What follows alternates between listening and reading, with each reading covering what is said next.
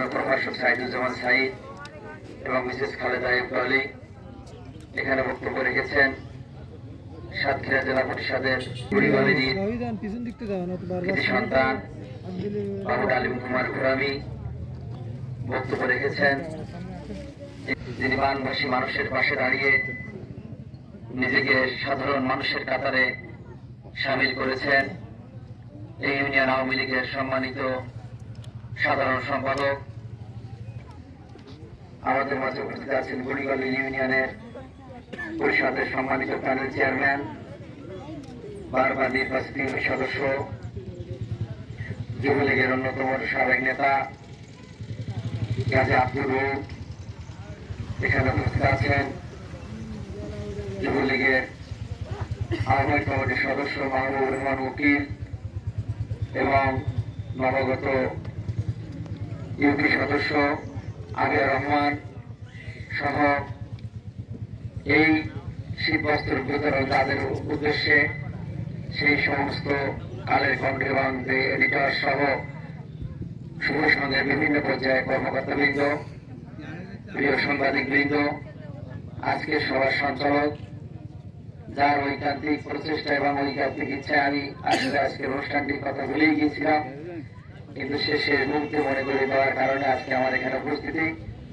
সেই উপকূলের বন্ধু হিসাবে যিনি সবসময় মানুষের পাশে দাঁড়ায়, স্বেচ্ছাসেবী সংগঠনের অন্যতম একজন পুরোধা এসমেসপাত ওসমান গনির সহাগ, সামনের ভবিষ্যৎ আমার প্রাণ প্রিয় এলাকাবাসী, যাদের জন্য আজকের এই আয়োজন, আমার বাবাজিরা মায়েরা সকলকে জানাই সালাম, আসসালামু আলাইকুম, আদাব এবং শুভেচ্ছা। প্রচন্ড শীত উপেক্ষা করে আপনারা দীর্ঘক্ষণ থেকে বসে আছেন।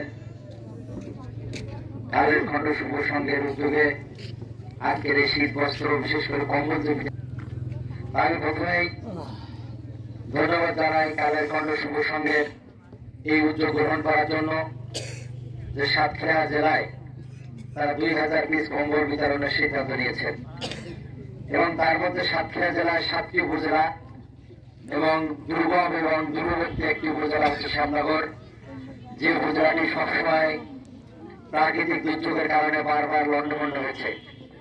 এই এলাকার মানুষ সবসময় ক্ষতিগ্রস্ত হয়েছে, বিশেষ করে যারা আমার সামনে বসে আছেন।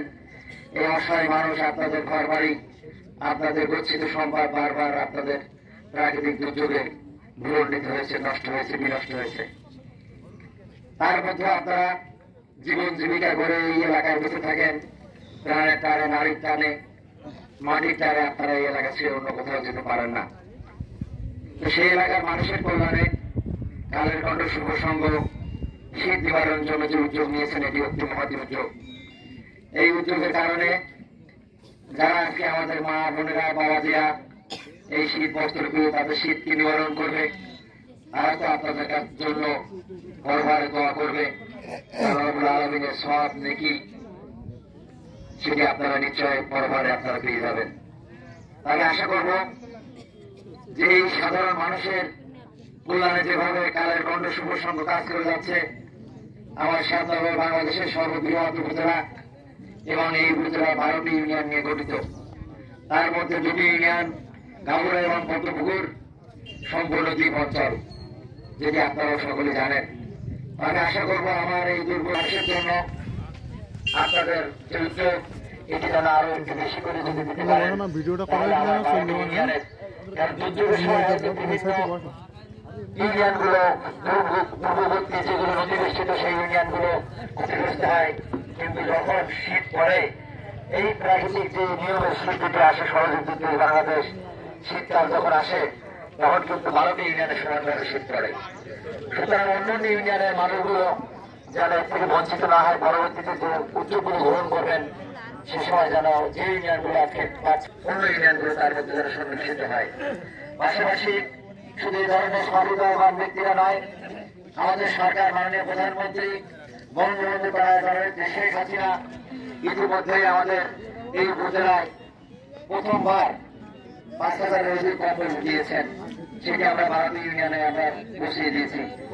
এবং অতি সম্প্রতি আরো 5,000 কম্বল এসেছে, সেটি আমাদের ইউনিয়ন পরিষদের মাধ্যমে সেটি বিতরণ হবে। বিশেষ করে এখানে এখন ইউনিয়ন পরিষদের দুটি সমস্যা, একটি সমস্যা সেটি হচ্ছে নবাগত চেয়ারম্যান এবং বর্তমান চেয়ারম্যান।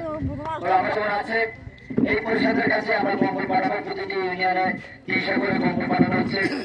আমি জানি না পরিবারে চেয়ারম্যান মহোদয় এটি পেয়েছে কিনা, যদি পেয়ে থাকে তাহলে আপনি সেভাবেই একটু খেয়াল করবেন যে বিভিন্ন স্বেচ্ছাসেবী সংগঠন বিভিন্ন দলকে কিন্তু এই শীত বস্ত্র দিচ্ছে।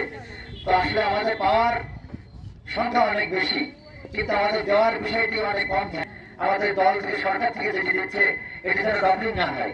যারা আজকে এখান থেকে পাচ্ছে তারা যেন আবার ওই কম্বলটি না পায়, সেজন্য আমি বিনীত অনুরোধ রাখবো যে অন্য শীতার্থ মানুষ যারা আছে তাদেরকে যেন এটি দেওয়া হয়, সেভাবেই তারা যেন লক্ষ্য রাখে। তো আজকে এখানে অনেক শীতের প্রকোপ উপেক্ষা করে সেই নৈসর্গিক সৌন্দর্য লীলাভূমি এই শ্যামনগর এবং সুন্দরবন, সেই সুন্দরবনের পাদদেশে আকাশ দেওয়ার এক খণ্ড জমির উপরে আপনারা বসে আছেন একটি পাকা কংক্রিটের উপরে। আজকে এটি সম্ভব হয়েছে কিন্তু রাষ্ট্রীয় ক্ষমতা আছে বলে। আপনারা অতি আগ্রহে বসে আছেন যে কম্বলগুলো নিয়ে আপনি রাত্রে বাড়িতে গিয়ে শীত নিবারণ করবেন, এবং এখানে আসার পর আপনারা অনেকটাই শীতে কাপড় এবং একটু বিমর্ষ মতো ছিলেন, সবাই মনে কোনো হাসি ছিল না।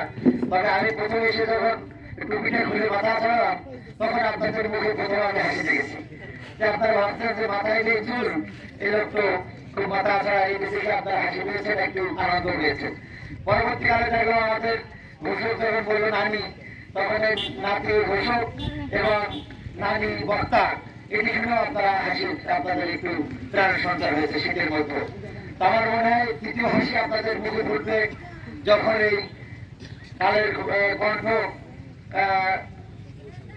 শুভ সঙ্গ যখন যে তাদের উদ্যোগে যে কম্বলটি আপনাদের হাতে উঠিয়ে দেবে, তখন আপনাদের কিন্তু তৃতীয়বারের মতো হাসি আপনাদের মুখে পড়বে বলে আমি বিশ্বাস করি। হাসি আমরা সবসময় হাসতে চাই, এই সুন্দর হাসি আমরা সবসময় দেখতে চাই। এই সুন্দর হাসি দেখতে গেলে মাননীয় প্রধানমন্ত্রী যেভাবে এই দেশকে এগিয়ে নিয়ে যাচ্ছেন, তিনি আছেন বলে আমরা সুন্দর বাংলাদেশ পেয়েছি। যে বাংলাদেশ ছিল একসময় ক্ষুধা দারিদ্র যুক্ত বাংলাদেশ, সেই বাংলাদেশকে তিনি ক্ষুধা দারিদ্র মুক্ত করে তিনি মধ্যমায়ের দেশে রূপান্তরিত করেছেন। যে বাংলাদেশকে তিনি মধ্যমায়ের দেশ থেকে উন্নয়নশীল দেশের তালিকায় নিয়ে গেছেন, বাংলাদেশকে ভীষণ দিয়েছিল 2021, সে ভীষণ 2021 বাস্তবায়ন করেছেন। আবার ভীষণ দিয়েছেন 2041, সেই ভীষণ বাস্তবায়নে দায়িত্ব আমাদের জনপ্রতিনিধি, আমাদের সুশীল সমাজ, আমাদের জনগণ, আমাদের প্রশাসন, সকল ক্ষেত্রে যার যার দায়িত্ব অবস্থান থেকে আমাদের এটা পালন করতে হবে।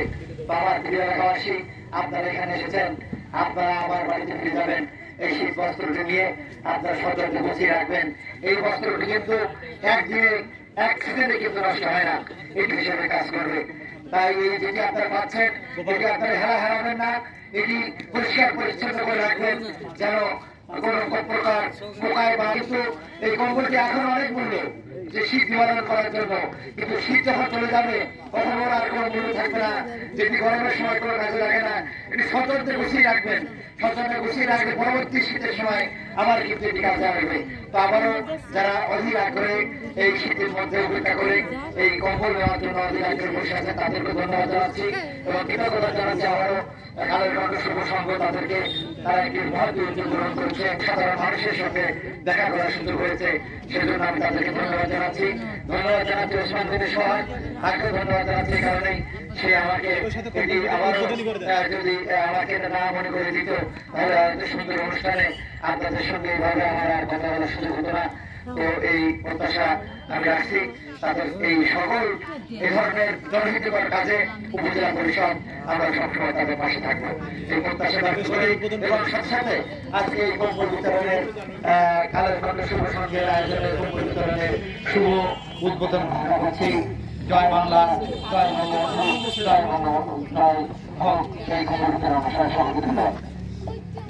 ধন্যবাদ আজকের অনুষ্ঠানের সম্মানিত প্রধান অতিথি মহোদয়কে, সম্মানিত অতিথিদের 5 জন মানে কয়েকজন